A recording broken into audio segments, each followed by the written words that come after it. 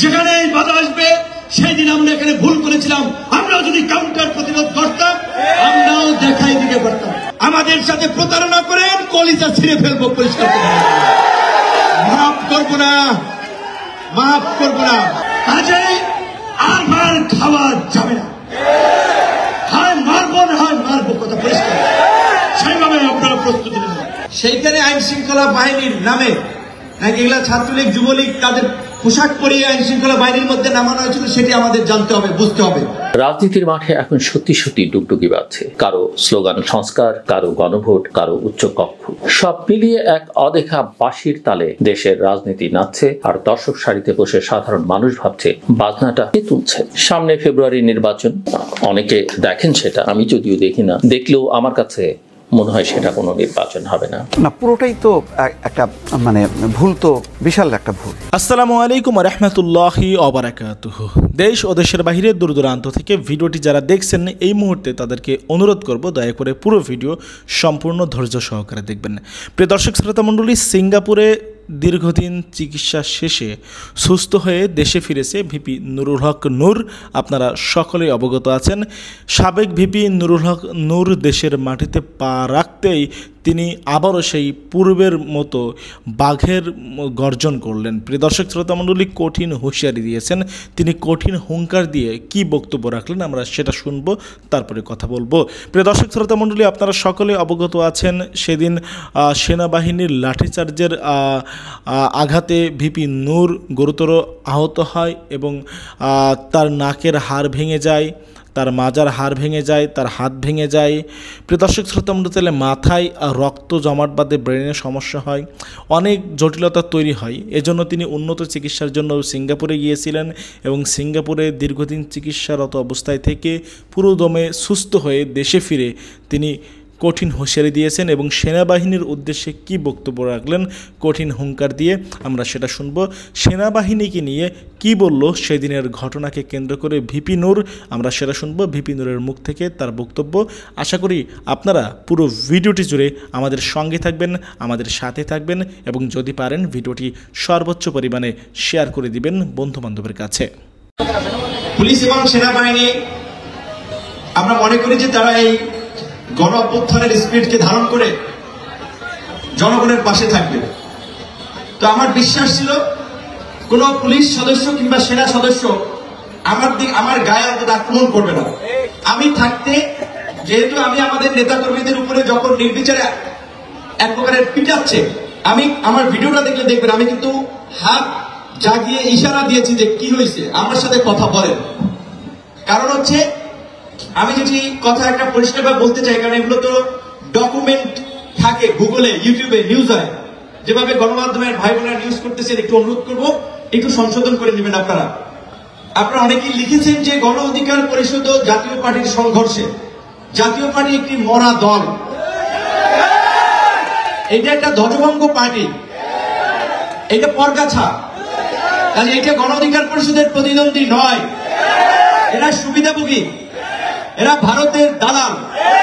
24-এর নির্বাচনে জাতীয় পার্টির এই ফেসিবাদের সহযোগী, হাসিনার গুম খুনের সহযোগী, এবং আপনারা শুনেছেন এই গণ অভ্যুত্থানের সময়ও সেনা শাসন জারি করতে বলেছিল এই কুলাঙ্গার জিএম কাদের। কাজে এই জিএম কাদের জনগণের আদালতে বিচার করা হবে, রাস্তায় জনগণ যেখানে পাবে সেখানেই প্রতিহত করবে। জিএম কাদের কিংবা জাতীয় পার্টির সাথে গণ অধিকার পরিষদের কিসের তুলনা? গণ অধিকার পরিষদ ফেসিবাদের বিরুদ্ধে রাজপথে লড়াই সংগ্রাম করে জন্ম নিয়েছে, কোন এজেন্সির প্রেসক্রিপশনে ভারতের দয়া দাক্ষিণ্যে তৈরি হয় নাই। কাজী গণ অধিকার পরিষদের মতো একটা বিপ্লবীদের দলকে ওই পরগাছা ফাঁসিবাদের সুবিধাভোগী দালালদের মুখোমুখি করা যাবে না। জাতীয় পার্টির সাথে আমাদের কোনো সংঘর্ষ হয় নাই, আমরা নিরস্ত্র শান্তিপূর্ণ প্রতিবাদ করেছি। এই কার্যালয়ের সামনে থেকে মিছিল নাইটিঙ্গেল মোড় ঘুরে আসার পথে আমরা অনেকেই এই কার্যালয়ের সামনে এসে পড়েছি, লোক অনেক ছিল পেছনে। ওই জাতীয় পার্টির কার্যালয় অনেকে বলে, কিন্তু ওইটা কিন্তু এসালম সাহেবের ভবন, ওইটা জাতীয় পার্টির কার্যালয় না। আশা করি আইন শৃঙ্খলা বাহিনী বা পুলিশ, বাংলাদেশ ব্যাংক যারা এসালমের প্রপার্টি ক্রোক করেছে, ভবন তারা ক্রোক করবে, এটা জাতীয় পার্টির এই কার্যালয় দখল করে এই নৈরাজ্য তৈরি করতে দেওয়া যাবে না জুলাইয়ের পরে। সেইখান থেকে আমরা যাওয়ার পথে পেছনে ওই কার্যালয়ের সামনে আগে থেকে এই জিএম কাদের এবং শামীম পাটোয়ারির নেতৃত্বে অবস্থান নেওয়া ফেসিবাদের দোষের এই জাতীয় পার্টি এবং আওয়ামী সন্ত্রাসীরা, এই যুবলীগের নেতা সম্রাটের ক্যাডাররা, তারা ওইখানে আপনার লাঠি সোটা অস্ত্র নিয়ে অবস্থান নিয়েছিল। তারা আমাদের ওইখানে তো সেনাবাহিনী ব্যারিকেড দিয়ে রাখছে, আমরা যদি যেতাম তাহলে তো ওইখানেই সংঘর্ষ হতো। আমরা কিন্তু সংঘর্ষে জড়াই নাই। যাওয়ার পথে আমাদের ওই দিক থেকে ইটপাটকেল নিক্ষেপ করেছে। ওইখানে কিছু নেতা কর্মীর সাথে এইখানে কথাবার্তা তর্কাতর্কি হয়েছে, প্রশাসন মাঝখানে ছিল, ওইভাবে ঝামেলা হয়নি। আমরা এখানে চলে আসছিলাম। আমরা এখানে সংবাদ সম্মেলনে ডায়াসটার সামনে দাঁড়িয়ে কথা বলার জন্য প্রস্তুতি নিয়েছিলাম। আমি, রাশেদ খান, অন্যান্য নেতৃবৃন্দ। সেইখানে আইন শৃঙ্খলা বাহিনীর নামে নাকি এগুলা ছাত্রলীগ যুবলীগ তাদের পোশাক পরিয়ে আইন শৃঙ্খলা বাহিনীর মধ্যে নামানো হয়েছিল, সেটি আমাদের জানতে হবে, বুঝতে হবে। কারণ যেই সেনাবাহিনী এই গণ অভ্যুত্থানে জনগণের পক্ষে অবস্থান নিয়েছে, তারা গণ অভ্যুত্থানের নেতৃবৃন্দের গায়ে হাত তুলবে এবং বিনা উস্কানিতে, এটা আমরা বিশ্বাস করতে পারি না। নিশ্চয়ই এর পেছনে অন্য কোনো রহস্য রয়েছে, ষড়যন্ত্র রয়েছে। এবং আমরা জানতে পেরেছি পুলিশ এবং সেনাবাহিনী সহ প্রশাসন, আইন শৃঙ্খলা বাহিনীতে থাকা হাসিনার সুবিধাভোগীদেরকে দিয়ে এই পরাজিত দোসরেরা আগামী নির্বাচন বানচাল করার জন্য, দেশে অস্থিতিশীল পরিস্থিতি তৈরি করার জন্য, নৈরাজ্য তৈরি করার জন্য কাজ করছে। আমাদের ব্যক্তিগত পরিচিতি ঊর্ধ্বতন কর্মকর্তাদের সাথে কথাবার্তা, পুলিশ বলছে যে ভাই আমরা তো অবাক হয়ে গেছি, তাজ্জব হয়ে গেছি, এই ঘটনা কোত্থেকে ঘটলো, পুলিশের কোনো ধরনের ইনভলভমেন্ট নির্দেশনা ছিল না। আর্মির সিনিয়র অফিসার অনেকে বলে এখনকার আর্মি এই ঘটনা ঘটাবে না। তাহলে এই ঘটনা তো ঘটেছে, কে নির্দেশ দিয়েছে এই ঘটনা? দিল্লি থেকে Hasina Madina Indian high commissioner নাকি ওইখান থেকে জিএম কাদেররা নির্দেশ দিয়েছিল? তাহলে প্রশাসন যদি একটা রাজনৈতিক দলের প্রধান এই গণ অভ্যুত্থানের এই কার্যালয়ের সামনে এইভাবে প্রকাশ্যে হামলা করে পার পেয়ে যায়, আগামীতে সুষ্ঠু নির্বাচন হবে? যাদের সাথে এদের যোগাযোগ থাকবে, তাদেরকে ফ্লোর দেবে, স্পেস দিবে, তারা ক্যাম্পেইন করবে, প্রচার প্রচারণা করবে, বাকিদেরকে কেন্দ্র থেকে, নির্বাচন থেকে উঠে যেতে হবে। সুতরাং এই যে আমাদের বহুল প্রত্যাশিত একটা নির্বাচন, যেটার উপরে বাংলাদেশের মানুষের ভবিষ্যৎ নির্ভর করছে, এই গণ অভ্যুত্থানের আকাঙ্ক্ষার বাস্তবায়ন নির্ভর করছে, এই ঘটনার যদি বিচার না হয় সেই নির্বাচন বানচাল হবে। কাজেই পুলিশ প্রশাসনের ঊর্ধ্বতন কর্তৃপক্ষ, সামরিক বাহিনী, সেনাবাহিনীর ঊর্ধ্বতন কর্তৃপক্ষ, তারা যদি না চান যে দেশে নৈরাজ্যকর পরিস্থিতি ঘটুক, ফ্যাসিবাদের পুনর্বাসন ঘটুক, তাহলে তাদেরকে এই ঘটনার একটা স্বচ্ছ তদন্ত করে জড়িতদেরকে বিচারের মুখোমুখি করতে হবে। এবং পরিষ্কারভাবেই অন্তর্বর্তীকালীন সরকারকে আমরা বলে দিতে চাই, আপনারা একটা বিচার বিভাগীয় তদন্ত কমিটি করেছেন, আমরা সেটাতে আস্থা রেখেছি। আমরা সরকার বিপদে পড়ুক, দেশে আমাদের এই আন্দোলন প্রতিবাদের সুযোগ নিয়ে অন্যরা নৈরাজ্য করুক, আমরা সেটা হতে দিতে চাইনি, যেই কারণে আমরা কোনো কঠোর কর্মসূচি দেই নাই। কিন্তু আমরা কিন্তু বেয়ারা, আমরা অপ্রতিরোধ, আমরা আপোষহীন, আমরা হাসিনার সাথে আপোষ করি নাই। হাসিনার ডিজিএফআই, এনএসআই, এসপি কারোর কথায় আমরা মাথা নত করি নাই। সুতরাং আজকের যদি কেউ ভেবে থাকে আমাদের উপরে একটা আক্রমণ করে আমাদেরকে ভয় দেখিয়ে জাতীয় পার্টিকে পুনর্বাসন করবে, আওয়ামী লীগকে পুনর্বাসন করবে, আমাদের জান জবান থাকতে তারা সেটা পারবে না। এইটা আমরা হতে দিব না। ডক্টর ইউনূসের কথায় হসপিটাল থেকে আমরা আতঙ্কিত হয়েছি যখন দেখেছি পত্রিকায় যে আওয়ামী লীগকে নিষিদ্ধ করা হয় নাই, যে কোনো সময় তাদের কার্যক্রম চালু হতে পারে। এই বক্তব্যের জানি না তিনি এসে এখানে কি ব্যাখ্যা দিয়েছেন, এটা কথার কথা হয়েছে নাকি, সেই জবাব সরকারকে দিতে হবে। আপনারা এই উপদেষ্টা যারা আছেন, কারো সন্তান রক্তাক্ত হয় নাই, আপনারা নিজেরা রক্তাক্ত হন নাই, আপনারা জেলে ওইভাবে যান নাই। এইখানের এই ছাত্র যুবক তরুণ অল্প বয়সী ছেলেরা জেলে গিয়েছে, মার খেয়েছে, হাত ভেঙেছে, পা ভেঙেছে, রক্ত ঝরিয়েছে, তার বিনিময়ে আপনারা উপদেষ্টা হয়েছেন। কাজে আপনারা যদি বেইমানি করেন, আমাদের সাথে প্রতারণা করেন, কলিজা ছিঁড়ে ফেলবো, পরিষ্কার মাফ করবো না, মাফ করবো না। খালি এইটুকু বলবো, খালি এইটুকু বলবো, সাবেক নির্বাচন কমিশনারের গলায় জুতার মালা, প্রধান বিচারপতি দেশ ছেড়ে পালিয়ে গেছে, বাইতুল মোকাররমের ইমাম পালিয়ে গেছে, সাবেক পুলিশ প্রধান রাজ সাক্ষী। এই পরিস্থিতি দেখেও যদি আপনারা শিক্ষা না নেন, যদি এই গণ অভ্যুত্থানের আকাঙ্ক্ষার বিপরীত কোন কর্মকাণ্ড করেন, ভাগ বাটোয়ারা রাজনীতি পুনঃপ্রতিষ্ঠা করেন, আমরা আপনাদেরকে ছাড় দিব না। এই বাম আঙ্গুল এটা হাসিনার আমলে ডাকসুর হামলায় ফ্র্যাকচার হয়ে বাঁকা হয়ে গেছে। এই নাকের ডান পাশ বাঁকা হয়ে গেছে ইউনূস সরকারের সময়। ডাক্তাররা বলেছে, আমার ডাক্তার পিজির আমাদের দলের নেতা, তিনি আমার ঢাকা মেডিকেল থেকে শুরু করে কাতারের চিকিৎসার সময় পাশে ছিলেন। অবশ্যই ঢাকা মেডিকেলের ডাক্তারদের প্রতি কৃতজ্ঞতা জানাই, পরিচালক সহ পুরো টিমের প্রতি, এবং সরকারের উপদেষ্টা যারা অনেকে হসপিটালে গিয়েছে, ব্যক্তিগতভাবে দুঃখ প্রকাশ করেছেন, অনেকে চোখের পানি ফেলে দিয়েছে, তাদের প্রতি আমরা কৃতজ্ঞতা জানাই। কিন্তু ডাক্তাররা বলেছিলেন, আমি শুনেছি আমার ডাক্তার সেই সিঙ্গাপুরে কয়েকদিন আমরা একই রুমে ছিলাম, মেডিকেলে ভর্তি ছিলাম, সেখানে সে ছিল, ঢাকায় ছিল, বারবার বলেছিল ভাই আমি নামাজ পড়তে পারি নাই, কিন্তু এখানে সে 5 ওয়াক্ত নামাজ পড়ছে। ভাই আমরা খুব সারপ্রাইজ, আল্লাহ তোমাকে বাঁচায় রেখেছে। তোমার মস্তিষ্কের এই রক্তক্ষরণ, ইলেকট্রোলাইট ইমব্যালেন্স, শ্বাস প্রশ্বাস লো, আমরা খুব আশঙ্কা ছিলাম যে ফেরো কিনা। তো মনে করি তোমার সেকেন্ড লাইফ, এবং অসংখ্য মানুষের দোয়া এবং ভালোবাসায় তুমি এই পরিস্থিতিতে স্টেবল আছো, ভালো আছো। এই সারা দেশের মানুষ যে দোয়া করেছে দেখেছি, এই যাত্রাপথে সিঙ্গাপুর অনেকের সাথে দেখা হয়েছে, এইখানে অসংখ্য মা বোন, তাদেরকে আমরা ধন্যবাদ জানাই। রাজনৈতিক দলের শীর্ষ নেতারা খোঁজ দিয়েছেন, তাদেরকে ধন্যবাদ জানাই। কিন্তু রাজনৈতিক দলের নেতৃবৃন্দকে এটা বলবো, সবাই তো আপোষ করে রাজনীতি করে নাই। আপনারা গত 16 বছর আপোষ করে রাজনীতি করেন নাই। কাজী একটা রাজনৈতিক দলের প্রধান এইভাবে বিনা কারণে কার্যালয়ের সামনে রক্তাক্ত হওয়ার পরেও যদি এই দস্যুরা পার পেয়ে যায়, আগামীতে কিন্তু অনেকের ভাগ্যে এই পরিস্থিতি বরণ করতে হবে। নিশ্চয়ই 2007 সালে তারেক রহমানের সাথে যা হয়েছে আপনারা ভুলে যান নাই। জামাতের নেতা, বিএনপির নেতাদেরকে ফাঁসির প্লট তৈরি করা হয়েছিল, ভুলে যান নাই। আজকে আমি পরিষ্কারভাবেই বলি, এই সামরিক বাহিনীতেও একটা অংশ আছে, প্রশাসনে একটা অংশ আছে, যারা হাসিনাকে ভারতীয় প্রেসক্রিপশনে আওয়ামী লীগকে পুনর্বাসন করতে চায়।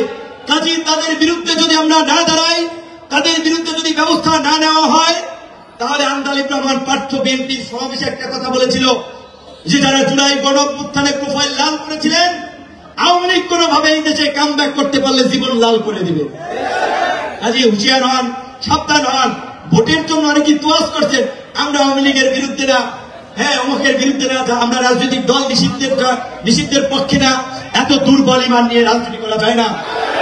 আপনাদের এই দুর্বল ইমানের কারণে আপনারা 16 বছর খেসারত দিয়েছেন। আবারও যদি আপনারা এই আপোষের রাজনীতি করেন, আপনাদেরকে আবারও খেসারত দিতে হবে বলে দিলাম।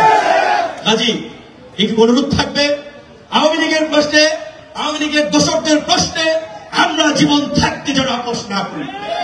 অবশ্যই আমরা বলেছিলাম যে ডক্টর ইউনূসের সামনে সুযোগ ছিল দক্ষিণ আফ্রিকার নেলসন ম্যান্ডেলার মতো যারা গুরুতর অপরাধ করেছে, এই গণঅভ্যুত্থানে গণহত্যায় জড়িত ছিল, তাদের বিচার করে গোটা সমাজকে ঐক্যবদ্ধ করে একটা রিফর্ম অ্যান্ড রিকনসিলিয়েশন প্রক্রিয়ার মধ্যে দিয়ে নতুন বাংলাদেশ বিনির্মাণ। ডক্টর ইউনূস সেই দিকে যেতে পারেন নাই। তার সামনে সুযোগ ছিল সিঙ্গাপুরের ফাদার এবং প্রতিষ্ঠাতা লি কুয়ান ইউর মতো একজন বেনিফিটের কিছুটা মনে করেন সাময়িক সময়ের জন্য কঠোর হয়ে দেশের অর্থনীতি অবকাঠামোকে একটা পর্যায়ে নিয়ে গিয়ে মানুষকে উন্নত জীবন যাপন দান করা।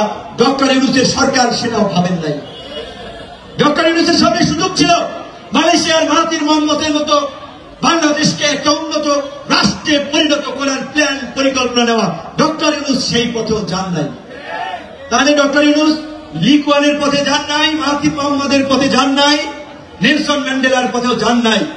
তিনি এখন যেই দিকে আছেন, একটা নির্বাচন কইরা কোনো মতে বিদায় নেওয়ার। কিন্তু তারা যেই পলিসি দেখাচ্ছেন তাতে নির্বাচন হবে না।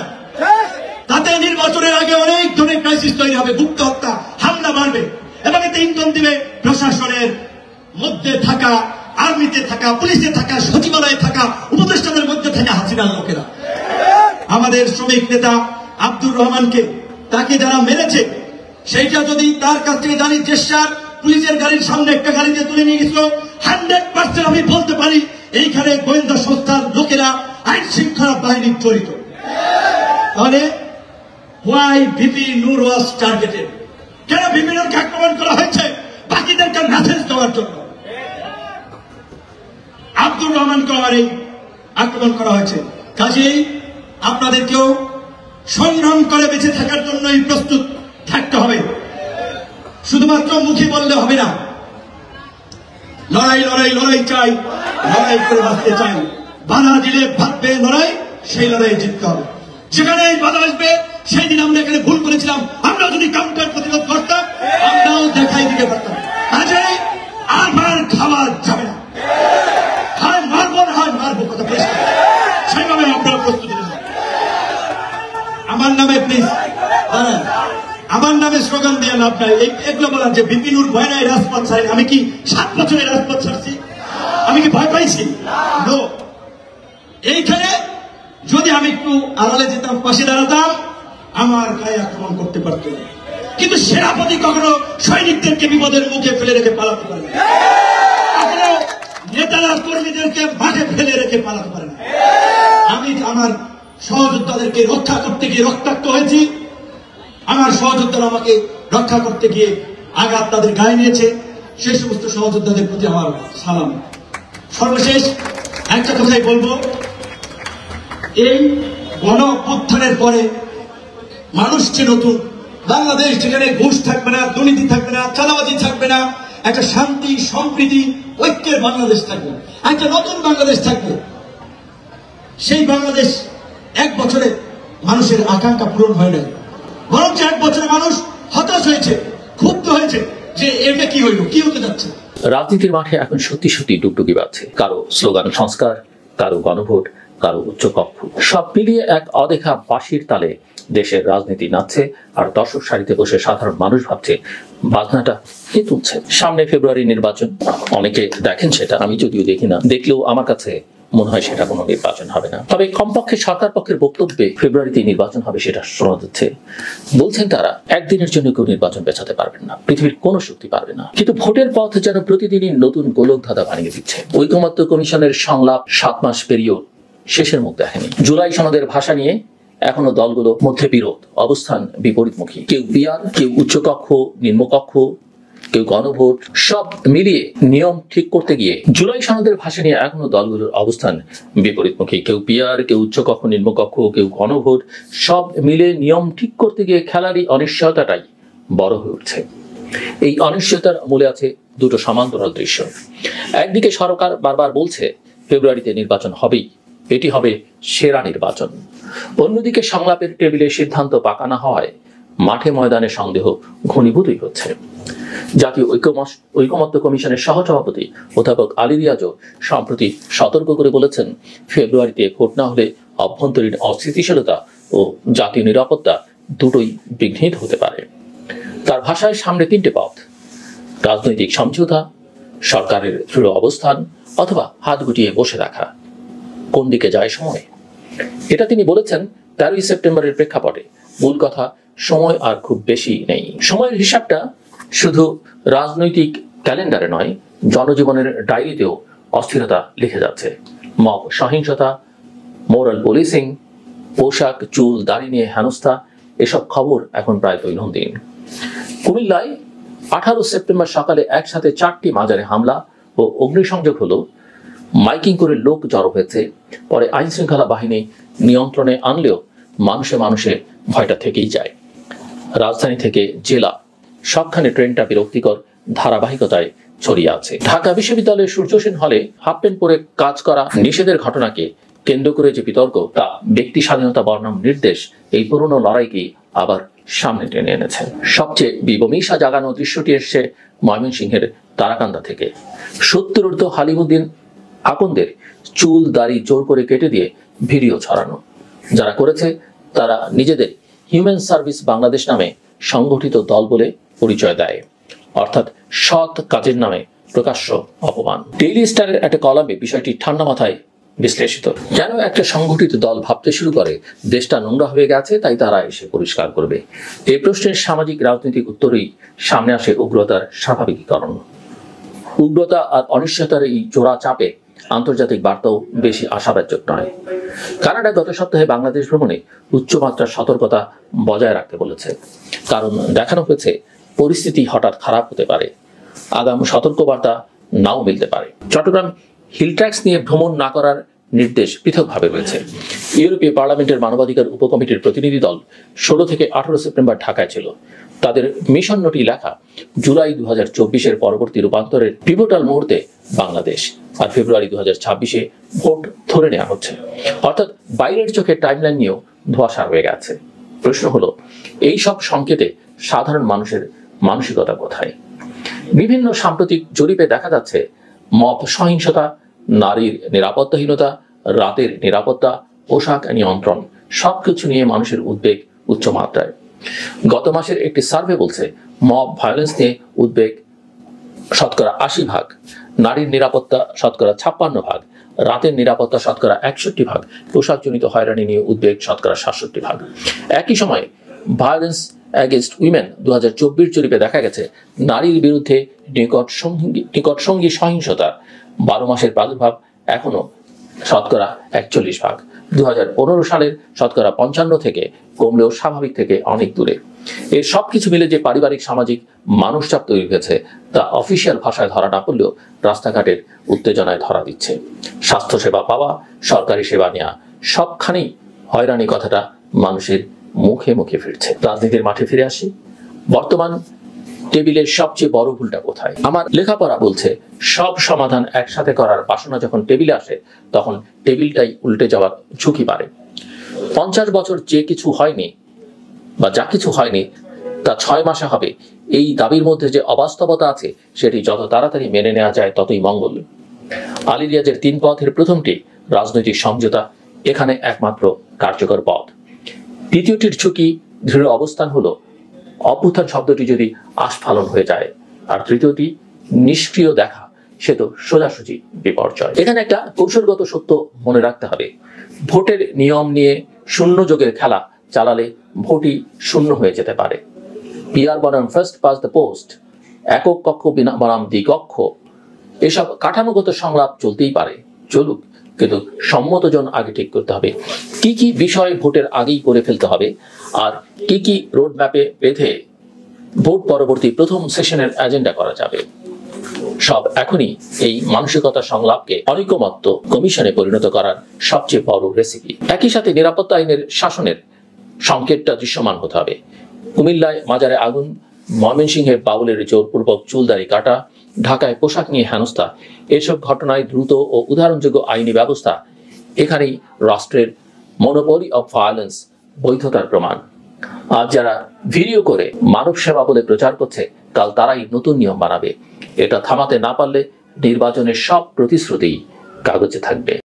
আসসালামু আলাইকুম প্রিয় দর্শক, আমি গতকাল একটা কন্টেন্ট করেছিলাম, সেখানে ডক্টর মোহাম্মদ ইউনূসের যে ইন্টারভিউটা নিয়ে বেশ আলোচনা হচ্ছে, যে জিটিইওর সাংবাদিক মেহেদি হাসানকে দেওয়া ইন্টারভিউটা, সেটা নিয়ে আমি কথা বলেছিলাম। এবং কালকে আমি বলেছিলাম যে বিভিন্ন মিডিয়াগুলো, আমাদের মিডিয়াগুলো কি হেডলাইন করছে, এবং আমি বলেছিলাম যে আওয়ামী লীগের নিষিদ্ধ, ওনাদের স্থগিতাদেশ যেটা আছে, আওয়ামী লীগের কার্যক্রমের ওপর যে নিষেধাজ্ঞা আছে, সেটা শিগগিরই উঠে যাবে বলে বিভিন্ন মিডিয়ায় যেতে পারে বলে বিভিন্ন মিডিয়ায় যেভাবে বলা হচ্ছে, আসলে বিষয়টা ওরকম নয়। উনি এটা মানে আমি বলেছিলাম, কিন্তু উনি কথার মার পেঁচে কিছু কিছু শব্দ উচ্চারণ করেছেন মাত্র। যাই হোক, এটা নিয়ে এখন আবার আজকে দেখলাম যে আবার বিভিন্ন মিডিয়াতে বিভিন্ন জনের বক্তব্য ছাপা হচ্ছে। সেখানে দেখলাম আইন উপদেষ্টা বলেছে যে অদূর ভবিষ্যতেও আওয়ামী লীগের নিষেধাজ্ঞা উঠে যাওয়ার কোনো সম্ভাবনা নেই। নির্বাচনের আগে তো নেই, নির্বাচনের পরেও নেই। এটা হলো আসিফ নজরুল সাহেবের বক্তব্য। তো আসিফ নজরুল সাহেব কি প্রধান উপদেষ্টার বক্তব্য বুঝেন নাই? উনি বুঝেছেন ঠিকই, উনি বুঝেই কথাটা বলেছেন। আমিও কালকে এই কথাই বলেছিলাম যে আসলে নাই সম্ভাবনা কোনো, কিন্তু আমাদের মিডিয়াগুলো কেন এটাকে বারবার শিরোনাম করলো, কেন এটাকে বারবার ফলাও করে প্রচার করার চেষ্টা করলো, এটা আমার বুদ্ধিতে কুলায় না। এটা নিয়ে আমি কথা বলেছিলাম। কিন্তু প্রশ্ন হলো, আসলে ডক্টর ইউনূস কী বলেছেন এটা নিয়ে আমরা তো আমার মতো করে পড়েছি, আমার মতো করে বিভিন্ন বক্তব্য শুনেছি। দেখলাম আমার কন্টেন্টে কেউ কেউ এরকম কমেন্টও করেছেন, অনেক জ্ঞানী লোক, যে আমি নাকি ইংরেজি কিছুই বুঝি না, এরকম কমেন্ট অনেক করেছেন। যাই হোক, সেটা হতে পারে, আমি হয়তো বেশি বুঝি না, কিন্তু অর্থটুকু আমি আবার আজকে দেখলাম যে প্রথম আলো ওনার ইন্টারভিউটা হুবহু ছাপিয়ে দিয়েছে অনুবাদ করে। তার সঙ্গে আবার মিলিয়ে নিলাম, মিলিয়ে নিয়ে দেখলাম যে না, আমি যেটা বলেছি সেটাই প্রথম আলো লিখেছে। তার মানে প্রথম আলো ইংরেজি বোঝে না, এটা হতে পারে, আমি জানি না। যাই হোক, তো প্রথম আলোর সঙ্গে আমার বক্তব্যটা মিলে গেছে। সেখানে কি বলেছে আমি এবার একটু বলতে চাই এই কারণে যে প্রথম অনুবাদটা আমার নিজের কাছে পছন্দ হয়েছে, সেই অনুবাদটা আপনাদের সঙ্গে আমি একটু শেয়ার করতে চাই কয়েকটা প্রসঙ্গে, মানে কেবলমাত্র আওয়ামী লীগ প্রসঙ্গে, যে আওয়ামী লীগের উনি কী বলেছেন। মেহেদী হাসান এক পর্যায়ে ওনাকে জিজ্ঞাসা করেছেন যে একটা রাজনৈতিক দল, হ্যাঁ, একটা গোষ্ঠীর মানুষকে নির্বাচনে অংশ নেওয়া থেকে নিষিদ্ধ করাটা কতটা গণতান্ত্রিক। এই প্রশ্নের উত্তরে ডক্টর ইউনূস কি বলেছেন, দেখুন নির্বাচন কমিশন এই সিদ্ধান্ত নিয়েছে, তারা এটা করেছে দলটির চরিত্র ও সম্ভাবনা দেখে যে তারা পুরা নির্বাচনকে বাধাগ্রস্ত করবে, তাই তারা ভেবেছে এটা না করাই ভালো। খেয়াল করবেন, তার মানে নির্বাচন কমিশন করছে কাজটা, উনি করেন নাই। তো উনি কীভাবে করলেন না সেটা তো আমি কালকে ব্যাখ্যা করেছি, যে একটা দলে রাজনৈতিক দলে যদি আপনি কর্মকাণ্ড স্থগিত করে দেয় তাহলে তো নির্বাচন কেমন করে করবে, নির্বাচন কমিশন কিছু করার দরকার পড়ে না। যাও, তারপরে মেহেদী হাসান বলেছেন কিন্তু আপনি অস্বীকার করতে পারবেন না যে বাংলাদেশে তাদের লাখ লাখ সমর্থক আছেন। ডক্টর ইউনূস বললেন আমি লাখ লাখ বলবো না, তাদের সমর্থক আছে, কিন্তু কতজন অবশিষ্ট আছে তা আমি জানি না, কারণ সমর্থক এমন একটি বিষয় যে আপনি খুব ক্ষমতাধর, আমি সবসময় আপনার সামনে মাথা নত করি কারণ আপনি ক্ষমতাধর, আমি একজন সমর্থক হয়ে তা করছি না। কথাটা খেয়াল করেন, মারাত্মক কথা। কিন্তু এখানে দুটো প্রসঙ্গ আমি নিয়ে আলোচনা করব। প্রথমত বলবো যে উনি বলতে যাচ্ছেন যে নির্বাচন কমিশন আওয়ামী লীগকে নিষিদ্ধ করেছেন এই কারণে যে না হলে তারা পুরো নির্বাচনটাকে বাধাগ্রস্ত করবে, মানে নির্বাচন করতে দিলে বাধাগ্রস্ত করবে, নির্বাচন না করতে দিলে বাধাগ্রস্ত করবে না। বাংলাদেশের ইতিহাস কি বলে, 2014-তে আওয়ামী লীগের সেই নির্বাচনে, যে নির্বাচনে আমরা বলি যে অর্ধেক তারা বিনা ভোটেই নির্বাচিত হয়ে গিয়েছিল, সেই নির্বাচনে বিএনপি, জামাতে ইসলাম তারা নির্বাচনে অংশ নেয়নি। তারা কি নির্বাচনকে বাধাগ্রস্ত করার চেষ্টা করেনি? সেই নির্বাচনে কি সহিংসতা হয়নি? নির্বাচন করতে গেলেই বাধাগ্রস্ত করে আর নির্বাচন না করতে দিলে বাধাগ্রস্ত করবে, ওখানে তো তারা নির্বাচন করতে দেয় নাই তা বলা যাবে না। তাদেরকে নির্বাচনে আহ্বান করেছিল, ওনারা বুঝেছিলেন যে এটা নির্বাচন হবে না, কাজে তারা নির্বাচনে অংশ নেন নাই। নির্বাচনে অংশ না নিলেও নির্বাচন বাধাগ্রস্ত বরং বেশি হয়। ডক্টর ইউনূসের এই বক্তব্যটা আমার কাছে আসলে ক্লিয়ার না, উনি কী বলতে চাচ্ছেন আমি বুঝতে পারলাম না। বাট উনি বলেন নাই এটা, উনি ইলেকশন কমিশন কি মনে করে নির্বাচন করতে দিচ্ছে না সেটা বলতে চেয়েছেন। ইলেকশন কমিশনের মনের কথা ওনার তো জানার কথা না, কারণ ইলেকশন কমিশন তো ওনার সরকারের পার্ট না। ইলেকশন কমিশন তো আলাদা একটা সাংবিধানিক একটা প্রতিষ্ঠান, তারা তো ডক্টর ইউনূসের কাছে জবাবদিহি করে না। তাহলে এটা নিয়ে কী আলোচনা হলো? এই আলোচনাটা আমার কাছে ক্লিয়ার না।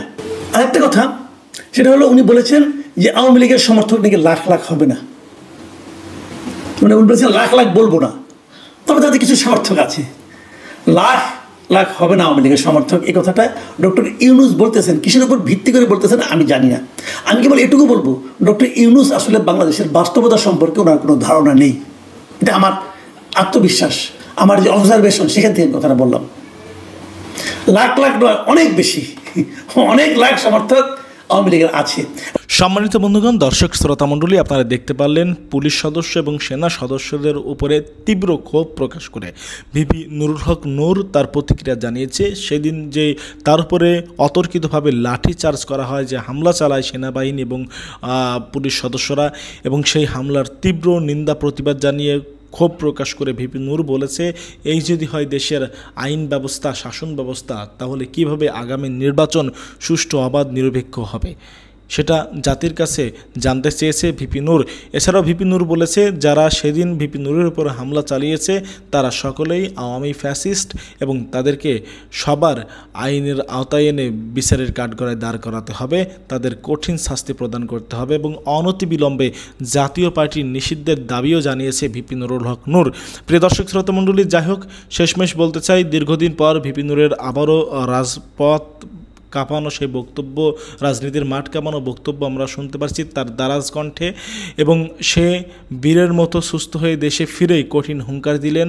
তার সুস্থ হওয়ার এই সংবাদটি পেয়ে আমি অত্যন্ত খুশি ব্যক্তিগতভাবে। তো দোয়া রাখি ভিপি নূরের জন্য, ভিপি নূর এভাবেই এগিয়ে যাক, সৎ সাহসিকতার সঙ্গে তরুণ প্রজন্মের আইডল হিসেবে নিজেকে প্রতিষ্ঠিত করুক, সে দোয়াটাই থাকবে। প্রিয় দর্শক, ভিপি নূরের মুখ থেকে যেই বক্তব্য শুনলেন আপনারা, সেই বক্তব্যের প্রতিক্রিয়া হিসাবে আপনারা কি জানাতে চান সেটি অবশ্যই কমেন্ট করে লিখে জানাবেন। ভালো থাকবেন। আজকের মতো এ পর্যন্তই। আল্লাহ হাফেজ। আসসালামু আলাইকুম ওয়া রাহমাতুল্লাহি ওয়া বারাকাতুহু।